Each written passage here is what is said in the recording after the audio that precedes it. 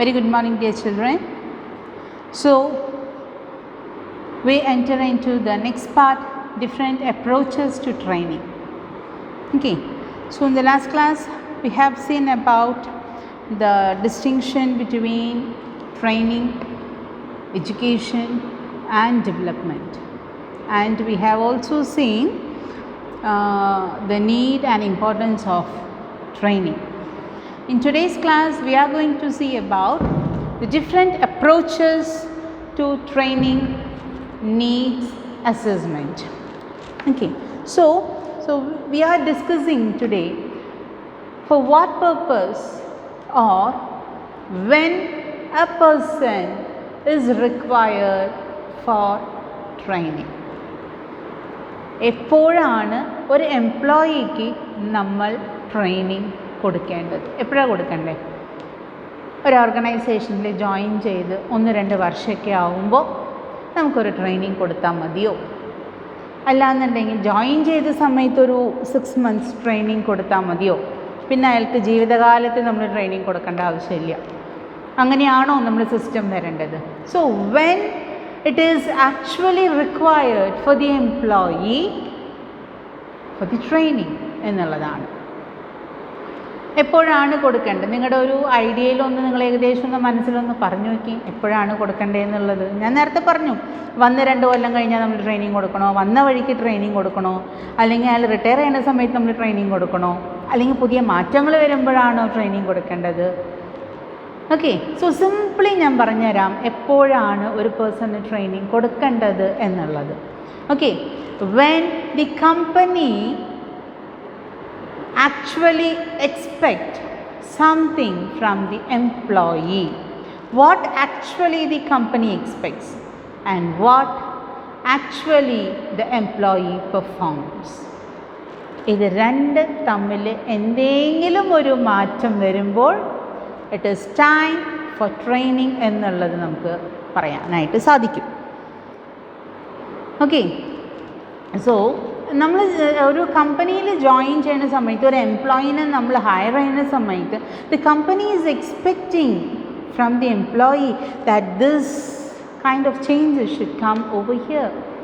Say for example, ഇപ്പോൾ നമ്മൾ നോക്കുകയാണെന്നുണ്ടെങ്കിൽ ഇപ്പോൾ ഓട്ടോമൊബൈൽ ഇൻഡസ്ട്രിയിൽ നോക്കുകയാണെന്നുണ്ടെങ്കിൽ കുറച്ച് കാലങ്ങളായിട്ട് ടാറ്റ എന്ന് പറയുന്ന ഒരു ടാറ്റ മോട്ടോഴ്സ് എന്ന് പറയുന്നത് കുറച്ച് പിന്നാക്കായിട്ട് നിൽക്കുകയായിരുന്നു കാർ ഇൻഡസ്ട്രിയിൽ. But now you all very well known with that it is becoming popularized. അല്ലേ? അപ്പോൾ ഇപ്പോൾ പുതിയ പുതിയ മോഡലുകൾ കുറേ ഇറങ്ങുന്നുണ്ട്. ടിയാഗോ, അൾട്രോസ്, അതേപോലെ തന്നെ നെക്സോൺ, ഹാരിയർ, സഫാരി എന്ന് പറയുന്ന സീരീസ് ഒക്കെ ഇറങ്ങിക്കൊണ്ടിരിക്കുകയാണ്. അപ്പോൾ ഇങ്ങനെ പുതിയ മാറ്റങ്ങൾ വന്നത് എവിടെ നിന്നാണ്, എന്തുകൊണ്ടാണ്, ആരിൽ നിന്നാണ്? ആ പുതിയ CEO എന്ന് പറയുന്ന വ്യക്തി അതിൽ ജോയിൻ ചെയ്തതിന് ശേഷമാണ് ടാറ്റയ്ക്ക് ഇത്രയും ഒരു മാറ്റം സംഭവിച്ചത്. ഇപ്പോൾ ആൾക്കാർ other car industries are looking for this personalities. എങ്ങനെ നമുക്ക് ഇയാളെ നമ്മുടെ കമ്പനിയിലേക്ക് അക്വയർ ചെയ്യാനായിട്ട് പറ്റും, എങ്ങനെ ഹയർ ചെയ്യാനായിട്ട് പറ്റും എന്നുള്ളതാണ്. So like that when a person is hired for the organization or the company expect something from the employee. ഒന്നെങ്കിൽ ഒരു എന്താ പറയുക, കമ്പനീനെ ഒരു ഹയർ ലെവലിലേക്ക്, വേറെ ലെവലിലേക്ക് കൊണ്ടുപോകുന്ന ഒരു പേഴ്സൺ ആയിരിക്കണം. ഒരു പെട്ടെന്നുള്ള ഗ്രോത്ത്, അതല്ലാന്നുണ്ടെങ്കിൽ ഒരു സ്റ്റഡി ഗ്രോത്ത്, ഇതൊക്കെ കമ്പനി എക്സ്പെക്റ്റ് ചെയ്യുന്നുണ്ട്. If this does not happen, if anything happen, mismatch എന്തെങ്കിലും ഇതിൽ സംഭവിക്കുകയാണെന്നുണ്ടെങ്കിൽ then the company has to think it is time for training എന്നുള്ളത്. അപ്പോഴാണ് കമ്പനിക്ക് മനസ്സിലാവുന്നത് നമ്മൾ എക്സ്പെക്റ്റ് ചെയ്യുന്നത്, ഈ വ്യക്തിയിൽ നിന്ന് എക്സ്പെക്റ്റ് ചെയ്യുന്നത് ഇതൊക്കെയാണ്, പക്ഷേ ഈ പേഴ്സൺ അതിലേക്ക് എത്തുന്നില്ല. സോ ഇമ്മീഡിയറ്റ്ലി ഫയർ ഓഫ് ആണോ വേണ്ടത്? നോ. പകരം നമുക്ക് എന്ത് ചെയ്യാനായിട്ട് പറ്റും? പകരം നമുക്ക് ആ വ്യക്തിക്ക് ട്രെയിൻ ചെയ്ത് കഴിഞ്ഞാൽ ആ വ്യക്തിനെ എങ്ങനെ നമുക്ക് നിലനിർത്താനായിട്ട് സാധിക്കും എന്നുള്ളതാണ്. ഓക്കെ, അപ്പോൾ ഒരു പേഴ്സണിനെ എപ്പോഴൊക്കെയാണ് നമുക്ക് ട്രെയിനിങ് പ്രൊവൈഡ് ചെയ്യേണ്ടത് എന്നുള്ളത് നമുക്ക് അറിയണമെന്നുണ്ടെങ്കിൽ നമുക്കതിന് ചില മെത്തേഡുകൾ നമുക്കതിൽ പറയുന്നുണ്ട്. ഓക്കെ, സോ അതിൽ പറയുന്ന മെത്തേഡ്സ് എന്ന് പറയുന്നത് നമുക്ക് മെയിനായിട്ട് സർവേ മെത്തേഡുകൾ പറയുന്നുണ്ട്, ഗ്രൂപ്പ് റെക്കമെൻഡേഷൻ പറയുന്നുണ്ട്.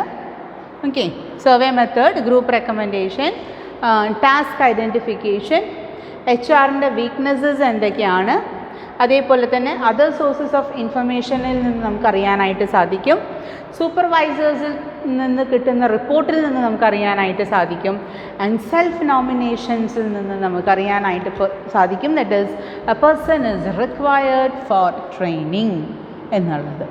അപ്പോൾ ഇന്ന പേഴ്സണിന് ട്രെയിനിങ്ങിൻ്റെ ഒരു കുറവുണ്ട്, അത് കൊടുത്തു കഴിഞ്ഞാൽ നമുക്ക് ഈ കുറവുകളൊക്കെ നമുക്ക് നികത്താനായിട്ട് സാധിക്കും. ഇന്ന രീതിയിലാണ് ഒരു നെഗറ്റീവ്സ് നമ്മൾ കാണുന്നത്.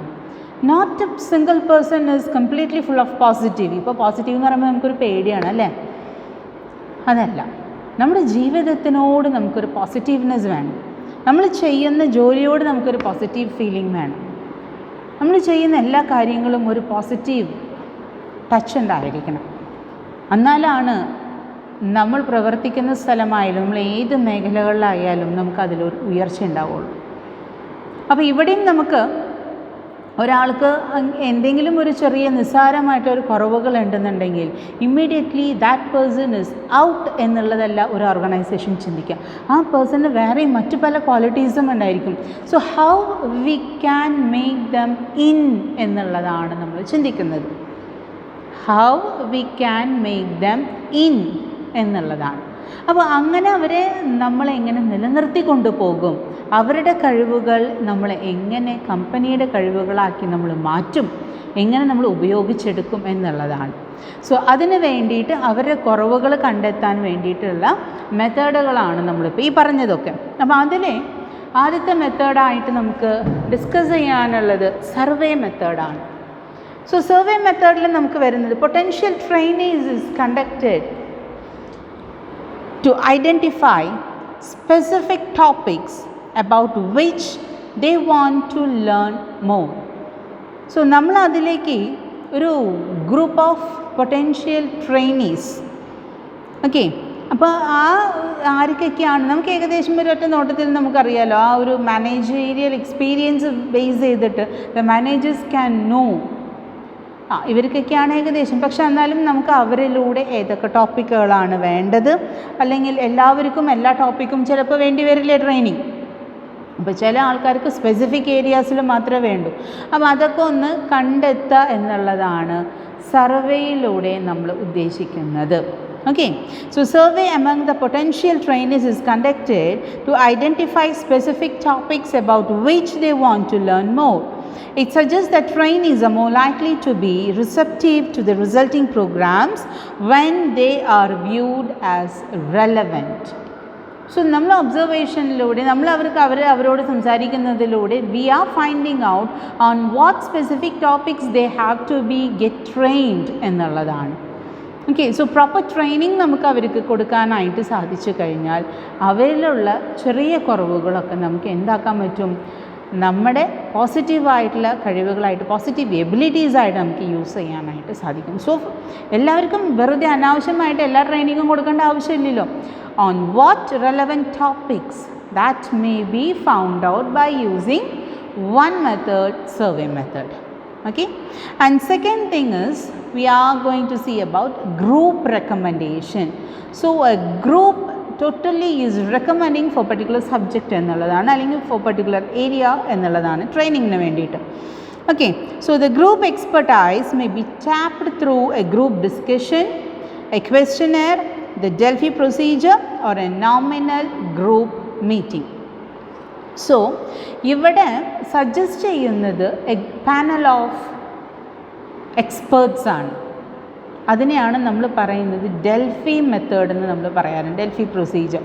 അതായത് ഈ ഒരു പർട്ടിക്കുലർ മേഖലകൾ നമ്മൾ ഏത് ഫീൽഡാണോ നമ്മൾ ഉദ്ദേശിക്കുന്നത് എന്നുണ്ടെങ്കിൽ ആ പർട്ടിക്കുലർ ഫീൽഡിലുള്ള ആൾക്കാരിനെ, അതിലുള്ള എക്സ്പേർട്സിനെ കൊണ്ടുവന്നിട്ടാണ് okay sir please guiders on what topic they have to be trained എന്നുള്ളത്.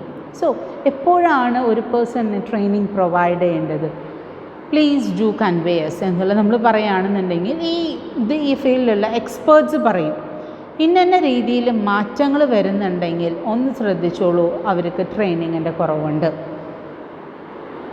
ഓക്കെ, ചില കാര്യങ്ങൾ എടുത്തു ചാടി ചെയ്യുമ്പോൾ അവർക്ക് അതിൻ്റെ ട്രെയിനിങ്ങിൻ്റെ കുറവുണ്ട്. ചില കാര്യങ്ങൾ ഒട്ടും പേഷ്യൻസ് ഇല്ലാതെ ചെയ്യുമ്പോൾ, ആരോടും ചോദിക്കാതെ പെട്ടെന്നുള്ള ഒരു ഡിസിഷനിലേക്ക് എത്തുമ്പോൾ they lack training എന്നുള്ളത്. So the group of experts will guide you.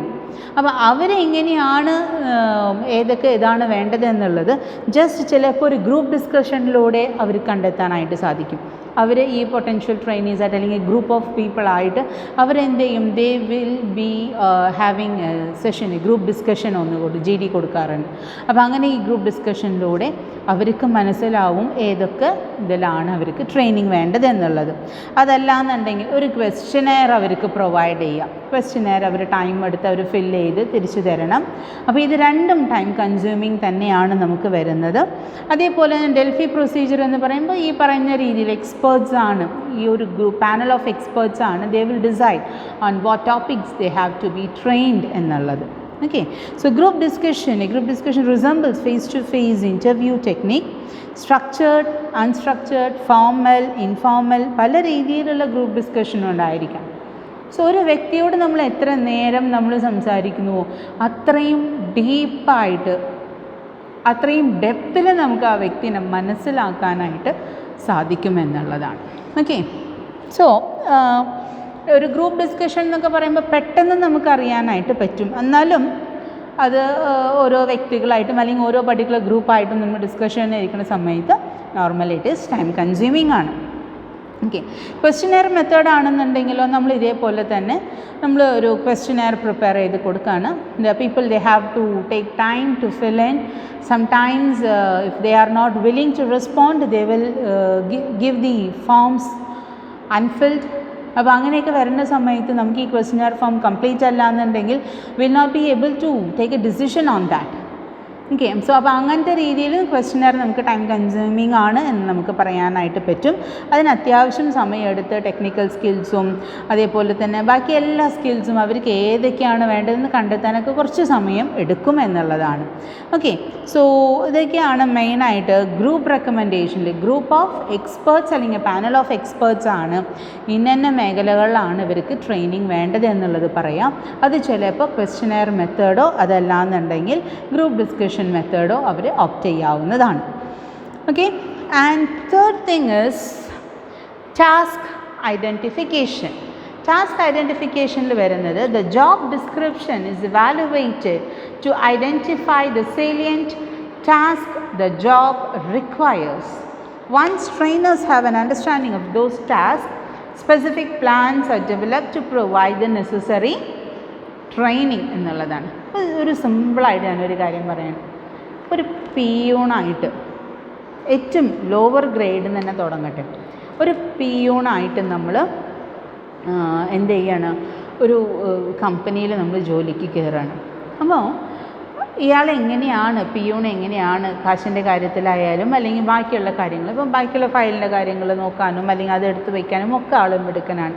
അപ്പോൾ ഒരു ദിവസം ഒരു കമ്പനിയിലത്തെ മാനേജർക്ക് തോന്നാണ് പിയൂണിൻ്റെ കയ്യിൽ കുറച്ച് പൈസ കൊടുത്തയച്ച് ഇന്ന ബാങ്കിൽ പോയിട്ട് ഇന്ന അക്കൗണ്ടിലേക്ക് അടയ്ക്കാനായിട്ട് പറഞ്ഞു. കാരണം പിയൂണാണെന്നുണ്ടെങ്കിലും അത്യാവശ്യം വിവരം ബോധമൊക്കെ വേണ്ട, 10ാം ക്ലാസ്സെങ്കിലും മിനിമം വേണമല്ലോ, നമുക്ക് SSLC എങ്കിലും മിനിമം ക്വാളിഫിക്കേഷൻ വേണ്ടതല്ലേ. സോ ഇയാൾക്കിതൊക്കെ അറിയും എന്ന് വിചാരിച്ചിട്ട് തന്നെ ചോദിച്ചപ്പോൾ ഞാൻ ചെയ്യാം സാറേ, ഞാൻ ബാങ്കിലേക്ക് പൊക്കോളാം, ഞാൻ പൈസ ഇട്ടോളാം, എല്ലാ കാര്യങ്ങളും വളരെ ഭംഗിയായിട്ട് കാര്യങ്ങളൊക്കെ പറഞ്ഞു അക്സെപ്റ്റ് ചെയ്തു. ഓക്കെ, സോ നമ്മുടെ മാനേജർ എന്ത് ചെയ്തു, ഇയാളുടെ കയ്യിൽ കുറച്ച് പൈസ എടുത്തു കൊടുത്തു. ഇത് ഇന്ന ബാങ്കിൽ പോയിട്ട് ഇന്ന അക്കൗണ്ടിലേക്ക് അടയ്ക്കാൻ പറഞ്ഞു. ഓക്കെ, സോ ഈ പ്യൂണായിട്ട് ജോയിൻ ചെയ്ത ആൾ ടെമ്പററി പീരീഡാണ് കേട്ടോ, ഒരാളും പെർമനൻ്റ് ആക്കിയിട്ടില്ല, ടെമ്പററി പീരീഡാണ്. അപ്പോൾ ഇയാൾ പൈസ കൊടുത്തു, മാനേജർ പൈസ കൊടുത്തു, പിയൂൺ എന്ത് ചെയ്തു, ആ പൈസ മേടിച്ചു, ആൾ പോയി. സോ ഇത് അടയ്ക്കാൻ പറഞ്ഞിട്ടുള്ളത് മാനേജറുടെ അക്കൗണ്ടിലേക്ക് തന്നെയാണ്. ഇയാൾ അങ്ങോട്ട് പോയിട്ടുള്ളൂ, കുറച്ചങ്ങോട്ട് കമ്പനിയിൽ നിന്ന് കുറച്ചങ്ങോട്ട് നീങ്ങിയിട്ടുള്ളൂ. അപ്പോൾ മാനേജർ പറഞ്ഞു അയാളങ്ങോട്ട് തിരിച്ച് വിളിക്കാൻ പറഞ്ഞു.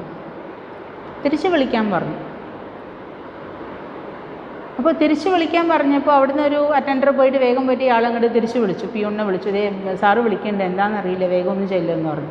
അപ്പോൾ അങ്ങനെ ചെന്നപ്പോൾ നമ്മുടെ മാനേജർ പറഞ്ഞു, താൻ എത്ര വരെയും പഠിച്ചിട്ടുണ്ടെന്നാണ് പറഞ്ഞതെന്ന് ചോദിച്ചു.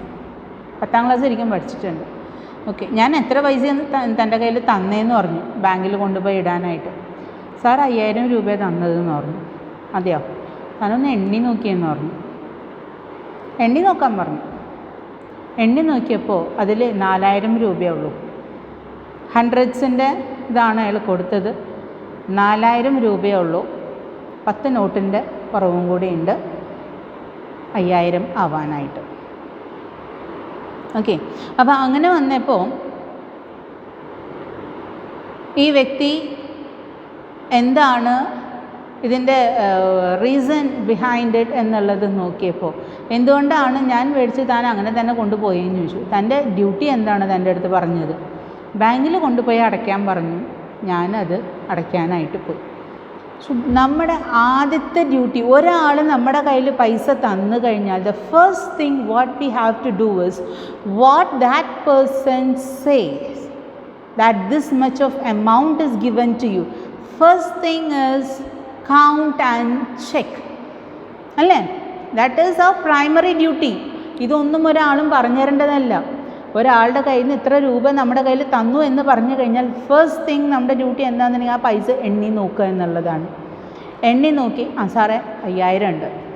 ഓക്കെ, 2 പേർക്കും കൺഫർമേഷനായി. ഇത് അല്ലാന്നുണ്ടെങ്കിൽ ഇയാൾ ബാങ്കിൽ പോയിട്ട് നോക്കുമ്പോഴായിരിക്കും 4000 രൂപയേ ഉള്ളൂ എന്നുള്ളത് മനസ്സിലാവും. ഈ 4000 രൂപയുള്ള മാനേജർ എന്തായാലും 5000 തന്നിട്ടുണ്ടാവും, എൻ്റെ കയ്യിൽ നിന്നാണ് ഈ 1000 പോയിട്ടുണ്ടാവുക. ഇയാൾ അവസാനം വെള്ളം കുടിക്കേണ്ടി വരും. അതല്ലാന്നുണ്ടെങ്കിൽ ഇയാൾ തിരിച്ചു വരും, മാനേജറിൻ്റെ അടുത്തേക്ക് വരും. സാറേ ഇതിൽ 4000 ഉള്ളല്ലോ, 5000 ഇല്ല. ഇയാൾ പറഞ്ഞു 5000 ഉള്ളതെന്ന്, 5000 ആണ് ഞാൻ തന്നത് എന്ന് പറഞ്ഞു കഴിഞ്ഞാൽ ഇയാൾക്ക് എന്ത് ചെയ്യാൻ പറ്റും? നിഷേധിക്കാൻ പറ്റുമോ?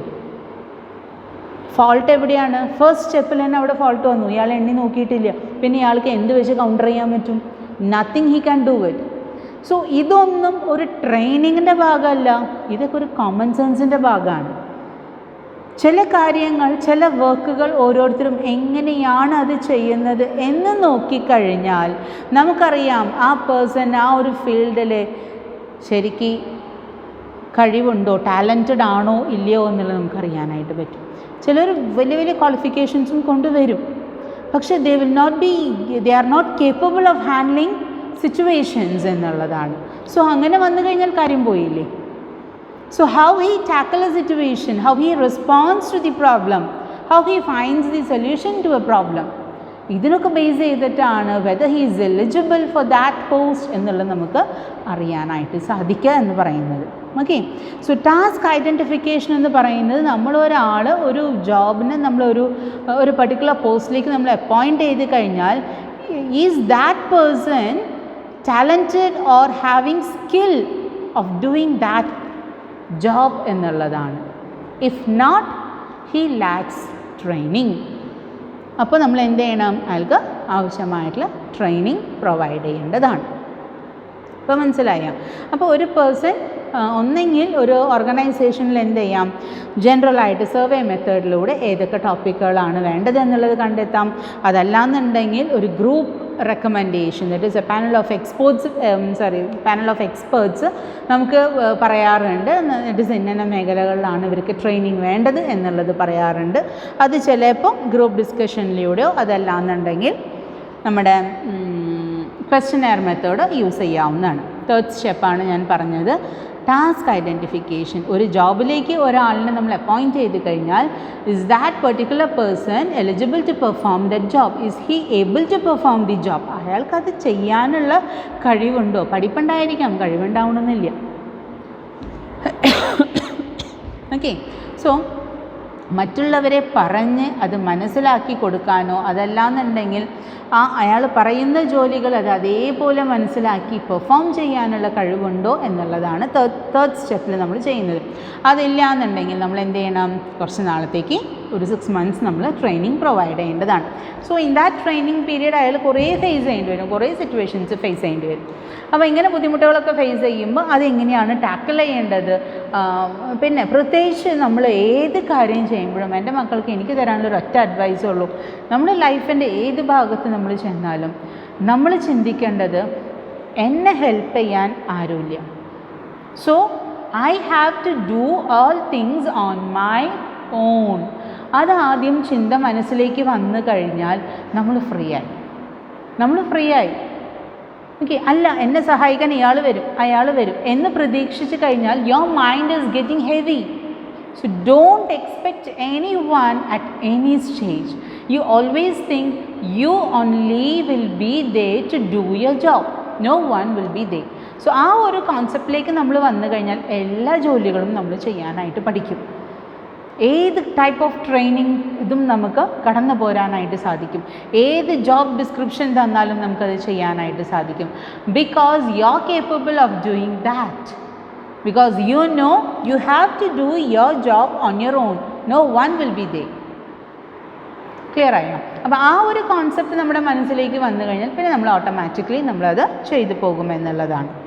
Okay, and now we will see what are HR weaknesses. എന്താണ് HR വീക്ക്നെസ്സസ് എന്ന് നോക്കാം.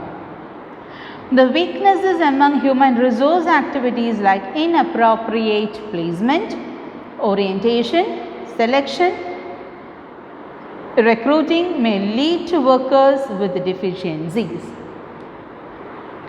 MBA വരിക്കും പഠിച്ചിട്ടുള്ള ഒരാളിനെ പിയൂണായിട്ട് നമുക്ക് വയ്ക്കാൻ പറ്റുമോ? പറ്റില്ല അല്ലേ? പറ്റില്ല. ഒരു PhD കഴിഞ്ഞ ഒരു ഡോക്ടറേറ്റ് എടുത്ത വ്യക്തിനെ നമുക്ക് എന്താ പറയുക, ഏറ്റവും ലോവസ്റ്റ് ഗ്രേഡിലേക്ക് നമുക്ക് കൊടുക്കാനായിട്ട് സാധിക്കുമോ? No, will never do that. Because we give value for the education എന്നുള്ളതാണ്. ചിലപ്പോൾ അർഹതയില്ലാത്ത ആൾക്കാരനെ നമ്മൾ സെലക്ട് ചെയ്യുകയാണെന്നുണ്ടെങ്കിൽ നമ്മൾ ഉദ്ദേശിച്ച രീതിയിൽ നമുക്ക് എന്ത് കിട്ടില്ല? പെർഫോമൻസസ് കിട്ടില്ല. ചിലപ്പോൾ കഴിവുള്ള ആൾക്കാർ നമ്മുടെ മുന്നിൽ നിൽക്കുന്നുണ്ടായിരിക്കാം. ഒട്ടും തന്നെ കഴിവില്ലാത്ത റെക്കമെൻഡേഷൻസിലൂടെ കയറി വരുന്ന ആൾക്കാരുണ്ടായിരിക്കാം. ഒട്ടും തന്നെ കഴിവില്ലാതെ റെക്കമെൻഡേഷൻസിലൂടെ കയറി വരുന്ന ആൾക്കാരുണ്ടായിരിക്കാം. They are not expected to perform according to the organization's expectation. മറിച്ച് ഒരു കഴിവുള്ള ഒരു വ്യക്തിയാണ് വരുന്നതെങ്കിൽ, അയാളൊരു മെറിറ്റോറിയസ് ആയിട്ടുള്ളൊരു ഇതിലൂടെയാണ് കയറി വരുന്നതെങ്കിൽ, മെറിറ്റ് സ്കെയിലാണ് അയാൾ വരുന്നതെങ്കിൽ, അയാൾക്കറിയാം അയാളുടെ ജോബ് എന്താണ്, what he has to perform in the organization and what the company expects എന്നുള്ളതും അയാൾക്കറിയാം. ബട്ട് മിയർ റെക്കമെൻഡേഷൻസിൽ വന്നിട്ടുള്ള ആൾക്കാർക്ക് ഞാൻ എന്നോടത്തുനിന്ന് വന്നിട്ടുള്ള ആളാണ്, എന്നെ കൊണ്ട് ഇതൊന്നും പറ്റില്ല, അങ്ങനെ ഒരു മനസ്സുള്ള വ്യക്തിയാണെന്നുണ്ടെങ്കിൽ I'm saying you clearly there will be no developments. We cannot expect anything more from that person എന്നുള്ളതാണ്. So when a person is learned and if he is skilled and if he is coming in the right way, he will perform എന്നുള്ളതാണ്. കാരണം എല്ലാ കടമ്പകളും കടന്ന് കഷ്ടപ്പെട്ടാണ് ആ ഒരു പൊസിഷനിലേക്ക് എത്തുന്നതെങ്കിൽ ആ വ്യക്തി അവിടെ മാറ്റങ്ങൾ കൊണ്ടുവരും എന്നുള്ളതിൽ സംശയമില്ല എന്നുള്ളതാണ്.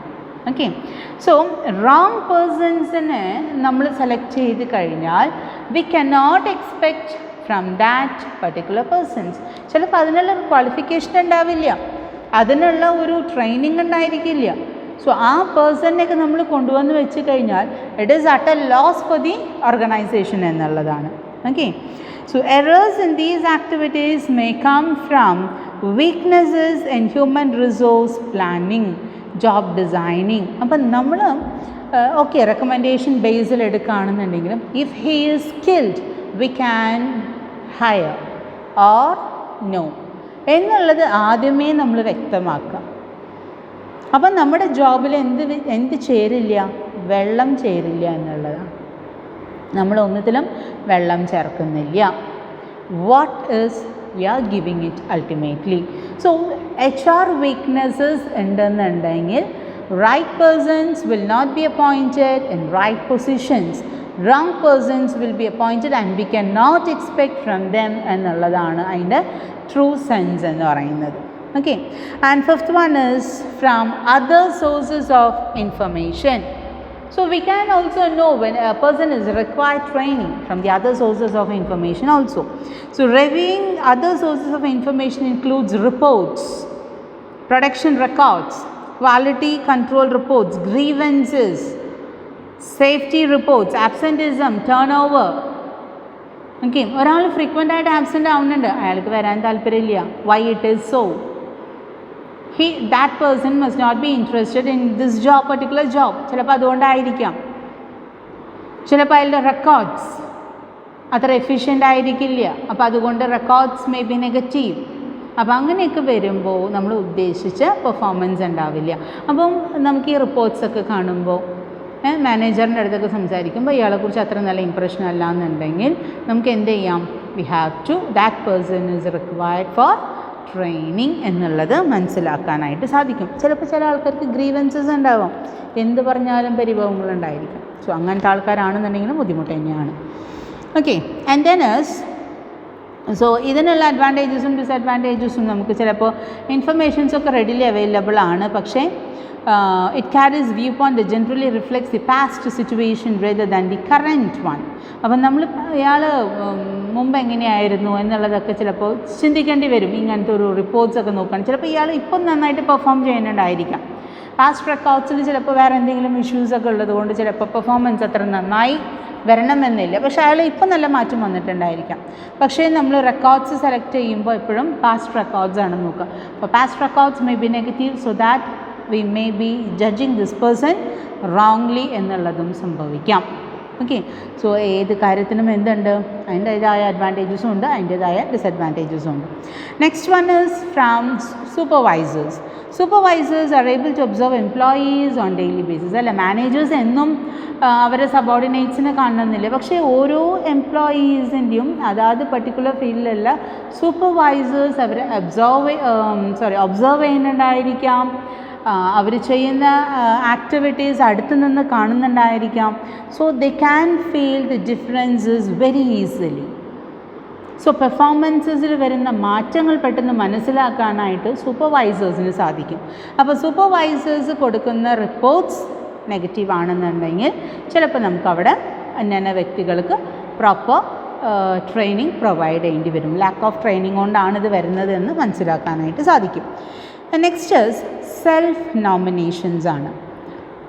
ഇവിടെ എങ്ങനെയാണെന്നുണ്ടെങ്കിൽ എംപ്ലോയീസിൻ്റെ അടുത്ത് ഓർഗനൈസേഷൻ ചോദിക്കുകയാണ് to nominate themselves for training and development programmes where they want the differences in between their expected skills, knowledge and abilities and actuals. Okay, അപ്പം നമുക്ക് തന്നെ നോമിനേറ്റ് ചെയ്യാം ഏതൊക്കെ ഫീൽഡുകളാണ് നമുക്ക് ട്രെയിനിങ് വേണ്ടത് എന്നുള്ളത്.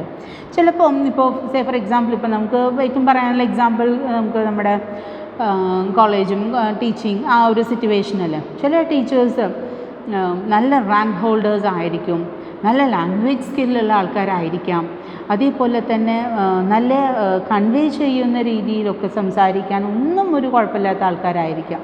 പക്ഷേ ക്ലാസ് കൺട്രോൾ എന്ന് പറയുന്ന ഒരു സംഭവം അവിടെ ഇല്ല എന്നുണ്ടെങ്കിൽ, if a teacher can't control his or her class, പിന്നെ എന്തായി അവിടെ?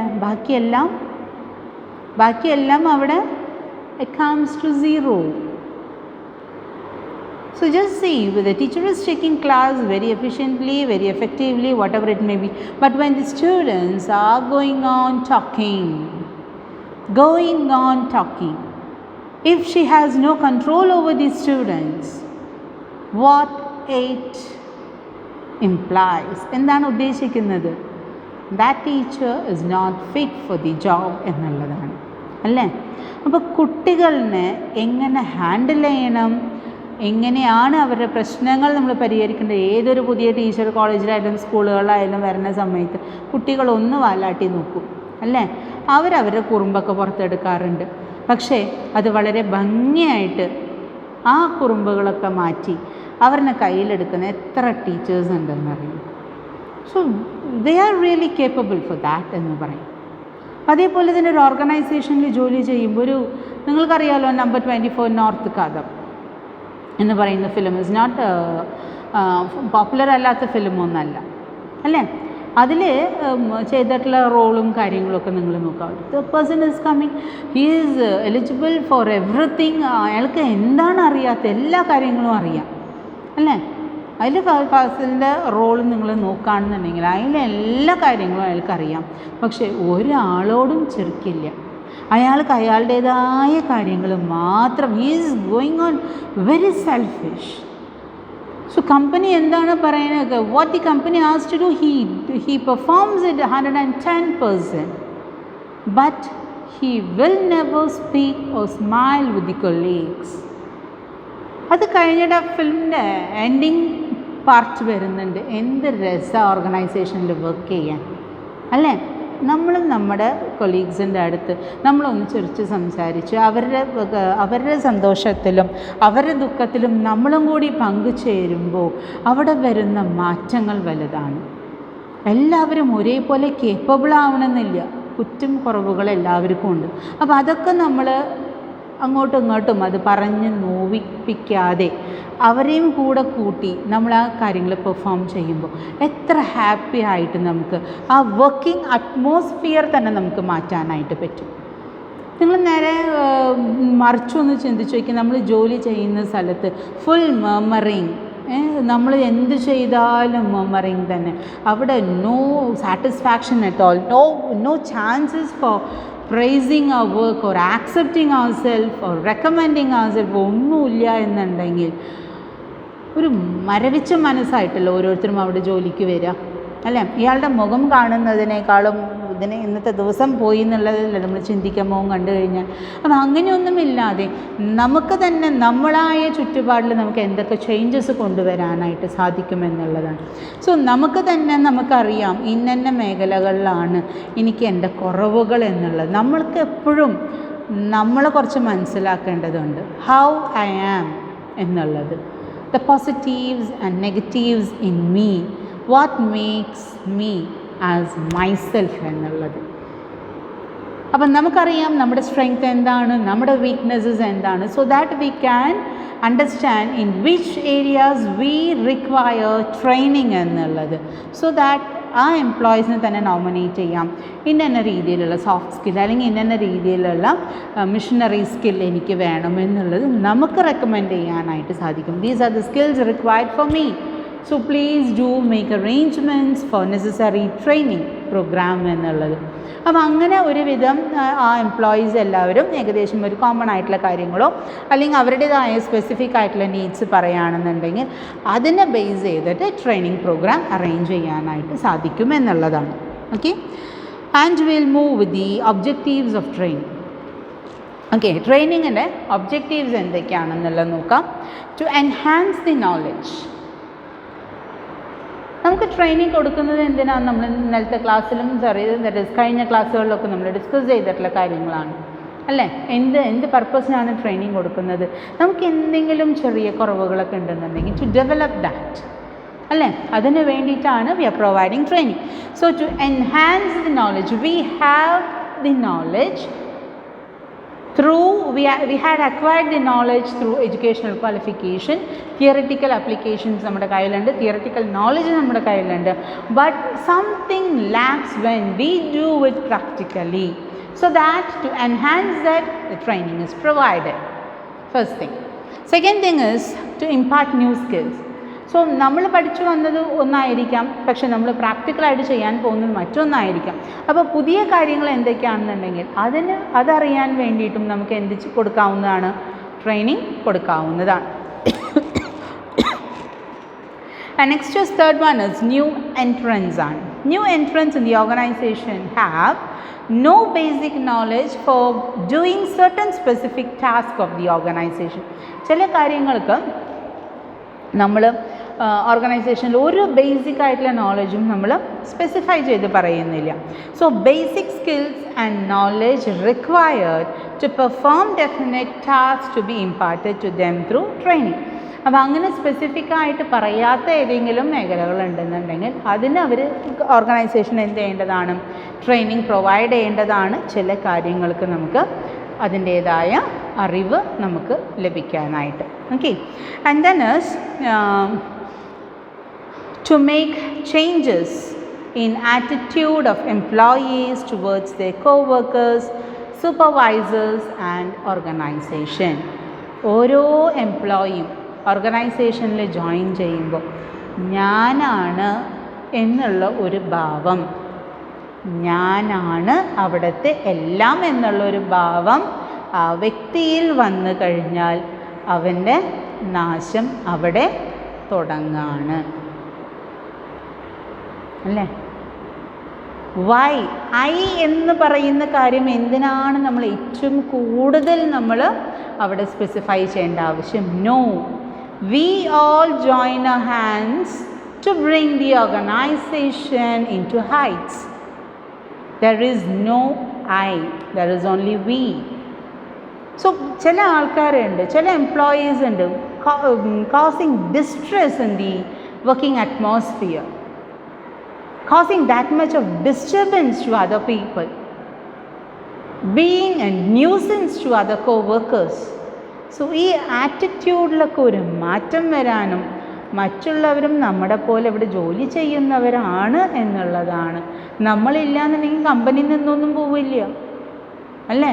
men may come, men may go, the organization or the company must go on എന്നുള്ളതാണ് അല്ലേ? the show must go on എന്ന് പറയുന്ന പോലെ the company must go on. so men may come, men may go. പലരും അവിടെ ജോലി ചെയ്യുന്നുണ്ടായിരിക്കാം, പലരും മാറ്റങ്ങൾ കൊണ്ടുവരാം, പലരും ഒന്നും അറിയാതെ അവിടെ ജോലി ചെയ്തു പോകുന്ന ആൾക്കാരായിരിക്കാം. പക്ഷേ കമ്പനി ഒരിക്കലും നിൽക്കുന്നില്ല. The organisation has to go on എന്നുള്ളതാണ്. അപ്പം നമ്മൾ അവിടെ വർക്ക് ചെയ്യുന്ന സമയത്ത് ആ കാലഘട്ടത്തിൽ നമുക്ക് എന്തൊക്കെ ചേഞ്ചസ് കൊണ്ടുവരാനായിട്ട് സാധിക്കും? ദ ആറ്റിറ്റ്യൂഡ്സ് ഓഫ് ദി എംപ്ലോയീസിൽ മാറ്റം വരുത്തേണ്ടതുണ്ടെന്നുണ്ടെങ്കിൽ ഗിവ് ദം പ്രോപ്പർ ട്രെയിനിങ് എന്നുള്ളതാണ്. അതേപോലെ തന്നെ to help employees to function more effectively in their existing positions. അപ്പം നമ്മൾ നമ്മുടേതായ പൊസിഷൻസിൽ നമ്മൾ ഏറ്റവും എഫക്റ്റീവായിട്ട് നമുക്ക് നിൽക്കാനായിട്ട് നമ്മളെ ഏറ്റവും കൂടുതൽ ഹെൽപ്പ് ചെയ്യുന്നത് ട്രെയിനിങ് ആണ്. Okay, to improve the overall performance of the organisation. ഇപ്പോൾ നമ്മളെല്ലാ എംപ്ലോയീസിനും നമ്മൾ പ്രോപ്പർ ട്രെയിനിങ് കൊടുത്തിട്ടുണ്ടെന്നുണ്ടെങ്കിൽ എന്തെങ്കിലും ചെറിയ മാറ്റങ്ങൾ വന്നാലും നമ്മളെല്ലാവരും ഒറ്റക്കെട്ടായിട്ട് നിൽക്കുകയാണെന്നുണ്ടെങ്കിൽ അത് എല്ലാവരുടെ പെർഫോമൻസും അതിൽ മികച്ചു നിൽക്കുമെന്നുള്ള കാര്യത്തിൽ നമുക്കൊരു സംശയം വേണ്ട. അതേപോലെ തന്നെ to enable the workers for handling materials, machines and equipments effectively and efficiently. ചിലപ്പോൾ ഈ ജോബ് റൊട്ടേഷൻ്റെ ഭാഗമായിട്ട് നമുക്ക് ഒരു പൊസിഷനിൽ നിന്ന് മറ്റൊരു പൊസിഷനിലേക്ക്, ഒരു ഡിപ്പാർട്ട്മെൻറ്റിൽ നിന്ന് മറ്റൊരു ഡിപ്പാർട്ട്മെൻറ്റിലേക്ക്, ഇപ്പോൾ ഇന്ന് പ്രൊഡക്ഷൻ ഡിപ്പാർട്ട്മെൻറ്റാണ്, നാളെ സ്റ്റോഴ്സിലേക്കാണ് നമ്മൾ ഇടുന്നത്, മറ്റന്നാൾ വെയർ ഹൗസിലേക്കാണ് അടുത്ത മാസം നമ്മൾ ഇടുന്നത്. അപ്പോൾ അങ്ങനെ ഓരോ മാസങ്ങളോ അല്ലെങ്കിൽ നമുക്ക് തരുന്ന പർട്ടിക്കുലർ പീരീഡിൽ വരുന്ന ജോബ് റൊട്ടേഷനെ ബേസ് ചെയ്തിട്ടുള്ള ചേഞ്ചസോ ഇത് ഒന്നും നമ്മളെ വലിയ കാര്യമായിട്ട് എഫക്റ്റ് ചെയ്യില്ല. കാരണം എല്ലാ ഡിപ്പാർട്ട്മെൻറ്റിനും നമുക്ക് എന്ത് കിട്ടിയിട്ടുള്ളതാണ്? ട്രെയിനിങ് കിട്ടിയിട്ടുള്ളതാണ്. ഓക്കെ, സോ ഏത് ഡിപ്പാർട്ട്മെൻറ്റിൽ നമ്മളെ പിടിച്ചിട്ടാലും സഫീഷ്യൻറ്റ് ട്രെയിനിങ് നമുക്ക് കിട്ടിയിട്ടുള്ളത് കൊണ്ട് തന്നെ ഏത് ഡിപ്പാർട്ട്മെൻറ്റിൽ നമ്മളെ പിടിച്ചിട്ടാലും നമുക്ക് അവിടെ പിടിച്ചു നിൽക്കാനായിട്ട് സാധിക്കും എന്നുള്ളതാണ്. To reduce accidents by providing safety measures. ചില കാര്യങ്ങളൊക്കെ സേഫ്റ്റീനെ കുറിച്ചിട്ടുള്ള കാര്യങ്ങൾ കൃത്യമായിട്ട് ട്രെയിനിങ് പ്രൊവൈഡ് ചെയ്യണം. പലരും പല രീതിയിൽ മിസ്ഹാൻഡിൽ ചെയ്യാം.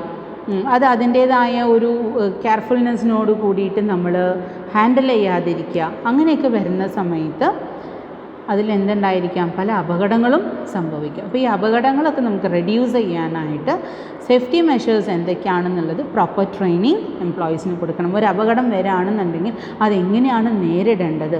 ആ സമയത്ത് നമ്മൾ പകച്ചു നിന്നിട്ടോ നമ്മൾ ഒന്നും ചെയ്യാതിരുന്നിട്ടോ കാര്യമില്ല. കാരണം അത് ചിലപ്പോൾ നമ്മുടെ ജീവനും അപഹരിച്ചാണ് ചിലപ്പോൾ പോവുക. ഓക്കെ, അപ്പോൾ അങ്ങനെ നമ്മുടെ ജീവൻ പൊലിയേണ്ടതല്ല.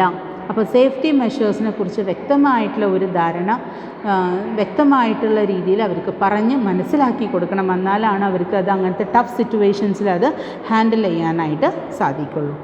Okay, and then is to develop higher skills among employees. അപ്പോൾ എല്ലാ എംപ്ലോയീസിനിടയിലും ഒരു നല്ല സ്കിൽസ് നമുക്ക് ഡെവലപ്പ് ചെയ്തെടുക്കാനായിട്ട് നമുക്ക് സാധിക്കണം എന്നുള്ളതാണ്.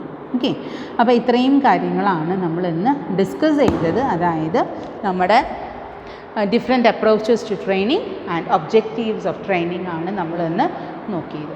ഓക്കെ, അപ്പോൾ എൻ്റെ മക്കൾക്ക് ഇതിൽ വലിയ ഡൗട്ടൊന്നും ഉണ്ടാവാനായിട്ടുള്ള സാധ്യതയില്ല. നമുക്കറിയാം നമ്മൾ ഈ പഠിക്കുന്ന സമയത്തും ഇപ്പോൾ നിങ്ങൾക്കറിയാം ഓൺലൈനായിട്ട് പഠിക്കുമ്പോൾ എന്തിൻ്റെയൊക്കെ കുറവുണ്ടെന്നുള്ളത് നിങ്ങൾക്കറിയാം അല്ലേ? നമ്മൾ പെട്ടെന്ന് തന്നെ ഓഫ്ലൈൻ നമ്മൾ സ്റ്റാർട്ട് ചെയ്യും. ഓഫ്ലൈൻ സ്റ്റാർട്ട് ചെയ്യുമ്പോൾ നിങ്ങൾക്ക് നേരിട്ട് നിങ്ങളുടെ ടീച്ചേഴ്സിനോട് ഓപ്പണായിട്ട് കാര്യങ്ങൾ ചോദിക്കാനും നിങ്ങളുടെ സംശയങ്ങൾ എന്തെങ്കിലുമൊക്കെ ഉണ്ടെന്നുണ്ടെങ്കിൽ അത് നമുക്ക് എന്താ പറയുക ആ സംശയങ്ങളൊക്കെ നമുക്ക് ക്ലിയർ ചെയ്ത് കൊണ്ടുപോകാനായിട്ടും അതേപോലെ തന്നെ കുറേ കാര്യങ്ങൾ വായിക്കാനായിട്ട് നമ്മുടെ ലൈബ്രറി ഇപ്പോൾ റെഡിയാണ്. ലൈബ്രറിയിൽ നിന്ന് ബുക്സ് എടുക്കാനും വായിക്കാനും ഒക്കെ എൻ്റെ മക്കൾക്ക് സാധിക്കും. നമ്മൾ ബുക്സ് വായിച്ചാൽ തന്നെയാണ് നമുക്ക് ആ ഒരു റീഡിങ് ഹാബിറ്റ് ഡെവലപ്പ് ചെയ്താലാണ് ലാംഗ്വേജ് ഡെവലപ്പ് ചെയ്യാം, പുതിയ ട്രെൻഡുകൾ എന്താണെന്നുള്ളത് അറിയാം, ഓതേഴ്സിനെ കുറിച്ച് അറിയാനായിട്ട് സാധിക്കും, നല്ല ഡീപ്പ് നോളജ് നമുക്കുണ്ടായിരിക്കും. ഓക്കെ, ഇഷ്ടം പോലെ ബുക്സ് ഉണ്ട്. നമ്മുടെ സബ്ജക്റ്റ് എന്ന് പറയുന്നത് നമ്മൾ ഫോളോ ചെയ്യുന്നതൊക്കെ വെറും ഗൈഡ് രൂപത്തിലുള്ള ബുക്സാണ്. ഓക്കെ, ഇതിലൊക്കെ നമ്മുടെ കയ്യിൽ എസൻസ് മാത്രമേ ഉള്ളൂ. റൂട്ടൊക്കെ വേറെ പല ബുക്കുകളാണ്. അപ്പോൾ അതൊക്കെ ഒന്ന് നോക്കി വായിക്കുമ്പോൾ തന്നെ കുറേ നേരം നമ്മളൊന്ന് എൻഗേജ്ഡ് ആകുമ്പോൾ തന്നെ അതർ തിങ്സിൽ നിന്നൊക്കെ നമുക്കൊരു റിലീഫ് നമുക്ക് തോന്നിയേക്കാം. അപ്പോൾ എൻ്റെ മക്കൾ ഇതൊക്കെ പോസിറ്റീവായിട്ട് യൂസ് ചെയ്യാം. ഗെറ്റ് പ്രോപ്പർലി ട്രെയിൻഡ് എന്നുള്ളതാണ് എനിക്ക് പറയാനുള്ളത്. ഓക്കെ, സോ നമ്മൾ ഏതൊരു കാര്യത്തിന് പോകുമ്പോഴേക്കും നമ്മൾ സെൽഫ് പ്രിപ്പറേഷൻ വേണം. ഒരു കാര്യം നമ്മളിപ്പോൾ ഒരു എന്താ പറയുക ഒരു ഗ്രാൻഡ് ഫങ്ഷൻ വരുന്നുണ്ട്, ഒരു പ്രിപ്പറേഷനും ഇല്ലാണ്ട് നമ്മൾ ആ ഫങ്ഷൻ നേരിടും ഇല്ല. ആ ഫങ്ഷൻ്റെ ചരട് നിങ്ങളുടെ കയ്യിലാണ് തന്നിട്ടുള്ളത്. സോ നിങ്ങളാണത് കോർഡിനേറ്റ് ചെയ്യേണ്ടത് എന്നുണ്ടെങ്കിൽ നമ്മൾ ഓരോ കാര്യങ്ങളും എങ്ങനെയാണ് ഓരോ സ്റ്റേജും കഴിയേണ്ടത് അല്ലേ. ഇന്ന പേഴ്സൺ വരുമ്പോൾ ആൾ എത്ര മിനിറ്റ് സംസാരിക്കണം എന്നുള്ളത് പോലും നമ്മുടെ ചാർട്ടിൽ നമ്മൾ പ്രിപ്പയർ ചെയ്തിട്ടുണ്ടായിരിക്കും. അതേപോലെ ഒരു കാര്യം ചെയ്യാനായിട്ടുള്ള ഒരു മുന്നൊരുക്കമാണ് നമ്മുടെ ട്രെയിനിങ് എന്ന് പറയുന്നത്. ഓക്കെ, ഇപ്പോൾ വളരെ വ്യക്തമായെന്ന് വിചാരിക്കുന്നു. എൻ്റെ മക്കൾക്ക് ഡൗട്ടൊന്നും ഉണ്ടാവില്ല. ഉണ്ടെന്നുണ്ടെങ്കിൽ ചോദിച്ചോളൂ കേട്ടോ. Okay, see in the next class. Thank U.